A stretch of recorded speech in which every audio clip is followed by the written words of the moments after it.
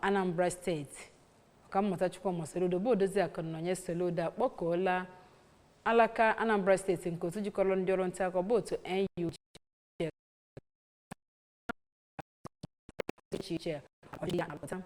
odozi akụ Soludo kpọrọ oku mgbe ndị otu isi otu ahụ nke Dr. Emeka Odogwu duru ha wee gaa na nke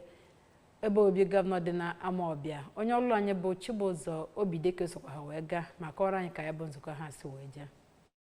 Ndị otu NUJ ahụ ka ha gbaa mbọ na-ekwupụta ọrụ gọọmenti Soludo na-alụ ka ndị mmadụ were mara. Onye isi oche otu NUJ na steeti a bụ Dọkịnta Odogwu gwara nwunye Soludo na ọ bụ maka na o gosipụtago onwe ya dịka ọ pụrụ iche n'ebe ọ gbasatara inyere ndị ọ na-enweghị ka ọra ha aka bụ ihe kpatara eji wee chọọ ka akwanyere ya ugwu pụrụ iche a. Onye isi oche NUJ ahụ kwere